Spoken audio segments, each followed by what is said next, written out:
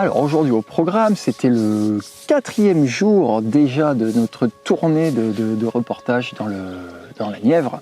Alors vraiment on est au cœur du Morvan là, c'est un truc de fou quoi.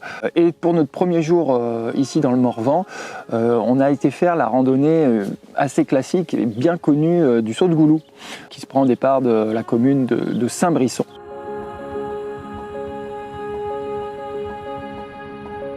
Depuis hier, on n'a pas de chance en fait avec le temps. Franchement, on attendait du gris-gris. On ne voulait même pas avoir du soleil. On a eu du gris-gris, mais on a eu du gris-pluie quoi. Surtout, il a commencé quand même à bruiner super tôt ce matin et ça ne nous aura pas quitté de la journée. Donc c'était un petit peu dur au départ. On s'est dit comment on va faire les images, tout ça, ça va être compliqué.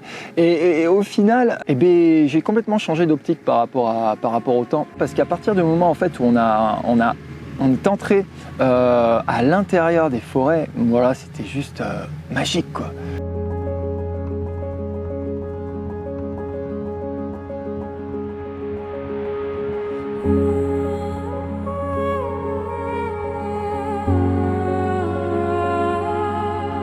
Ça m'a rappelé exactement ce qu'on avait vécu avec Gérard et Oxane en fait sur le Tour du Morvan l'année dernière pour mon GR préféré. Il se passe quelque chose quand on rentre sous ces forêts morvandales. En fait, c'est tellement moussu, c'est tellement vert que l'ambiance elle devient mystique. Un peu comme dans Princesse Mononoke, vous attendez à voir surgir le dieu cerf au milieu de la forêt, baigné dans un éclat de soleil. Et non, on le voit pas forcément, c'est la réalité. Et moi, je vis un peu dans un monde de cinéma en permanence. Mais c'est juste incroyable ces forêts.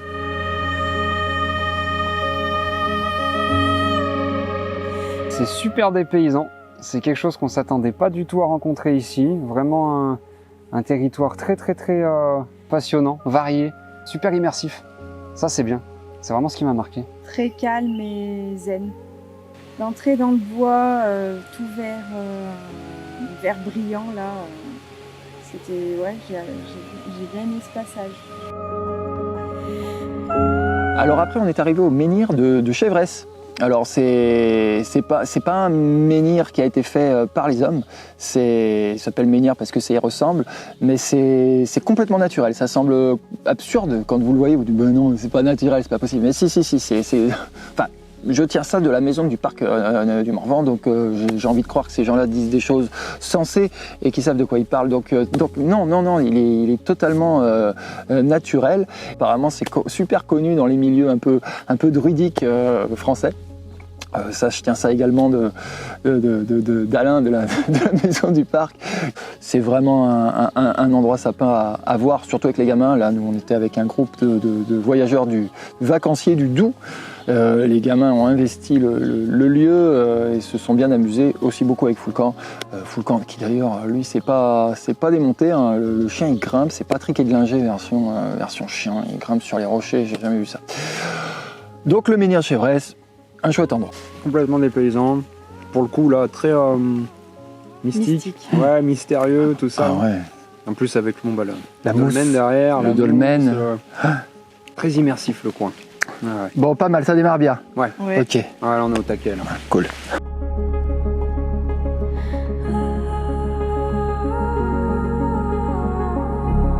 Alors Saut de Goulou, du coup, c'est un lieu quand même qui est bien touristique. Hein. Vous pouvez y arriver en voiture, vous n'êtes pas obligé d'y arriver à pied. Il y a un parking, il y a buvette, resto, souvenirs, la totale.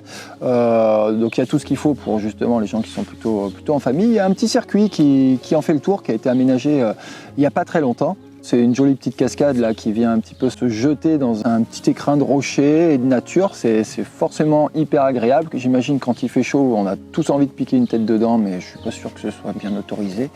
Parce que dans le Morvan, il y a de l'eau.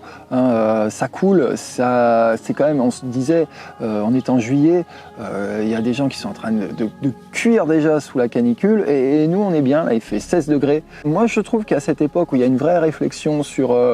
on en a marre de la chaleur pendant les vacances, on est à la recherche d'endroits qui sont frais.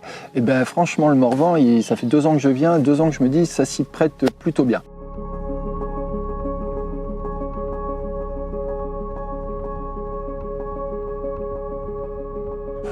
Bon, le retour, je trouve qu'on a... Voilà, et le retour, c'est un peu le ventre mou de l'itinéraire. C'est beaucoup de routes, c'est des sections de forêt qui sont moins intéressantes, qui sont plus cultivées. C'est plus une parenthèse, histoire de rentrer vers l'étang du Taureau, qui est super chouette, qui a été très très bien aménagé.